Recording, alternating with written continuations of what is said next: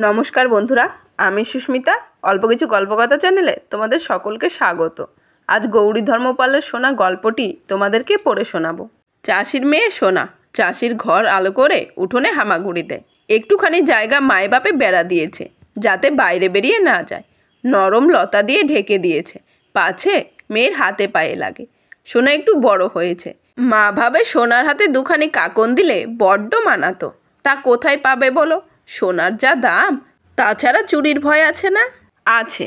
সোনা উঠোনে খেলা করে, গায়ে সোনার রোদ লেগে ঠিক রয়। গা শুদ্ধ সবাই দেখে আর আশ্চর্য মানে। মা ঘরের পাট সারতে সারতে 14 বার এসে দেখে যায়। একদিন সোনাকে নিয়ে নদীতে নাইতে গেছে বাপ মায়ে। নাইয়ে ধুয়ে গা মুছিয়ে দিতে যাবে কি, দেখে মেয়ের গায়ে বালি চিকচিক করে। কত মুছলে, কত ঝাড়লে, সে বালি আর কিছুতেই ঝরে না। তখন ভালো করে নিরীক্ষণ করে চাষি বললে, ও বউ, এ তো বালি নয়, এ যে দেখছি সোনা। তুই মেয়ের হাতে কাকন দিতে চাইছিলি, তার নদীমা তোর মেয়ের সারা গায়ে গয়না পরিয়ে দিয়েছেন। তাই নাকি? বলে মেয়েকে আঁচল দিয়ে ঢেকে ঢুকে চাষি বউ বাড়ি নিয়ে এলো। একদিন বাবা গেছে খেতে, মা রান্নাঘরে দুধ জাল দিচ্ছে। দুধ উতলবো করছে। সোনা উঠোনে একা।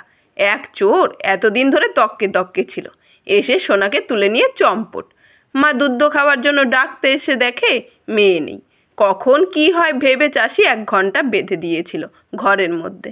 সেইটি ধরে মা পাগলের মতো বাজাতে লাগলো, ঢং ঢং ঢং ঢং ঢং। সারা গা ছুটে এলো।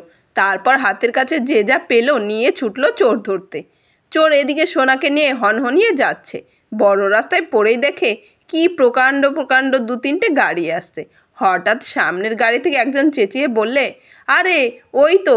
সব কটা গাড়ি একসঙ্গে ঘ্যাচ করে থেমে গেল। 2-3 জন একসঙ্গে লাফিয়ে পড়ে চোরকে ধরে ফেলতে যাবে।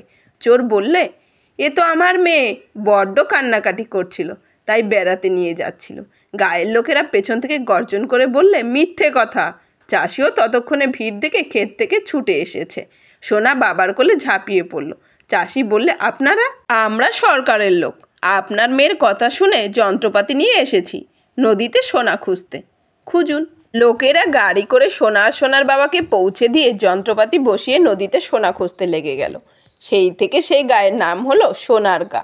সরকারের লোকেরা নদীর জলে সোনা পেল বটে, কিন্তু এত কম যে তোলা পোষাবে না। পাততাড়ি গুটিয়ে তাঁবু উঠিয়ে যেদিন তারা চলে গেল, গায়ের লোক হাঁপ ছেড়ে বাঁচল। নদীমাও হাঁপ ছাড়লেন। খোঁড়াখুড়িতে এতদিনের ময়লা বেরিয়ে তলাটা পরিষ্কার হয়ে গেল কিনা।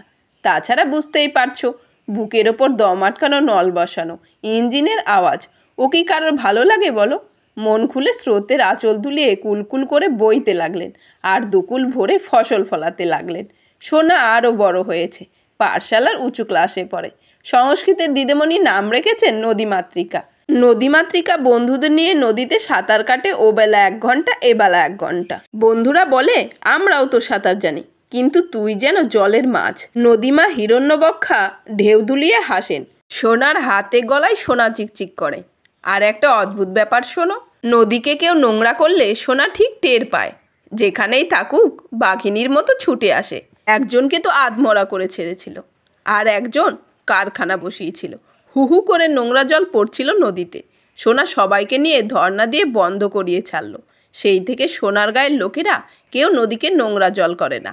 ভিন গায়ের লোকেরা এসে বলে, বাহ, তোমাদের এখানে নদী তো বেশ পরিষ্কার, আমাদের ওখানে এই নদী যেন নর্দমা।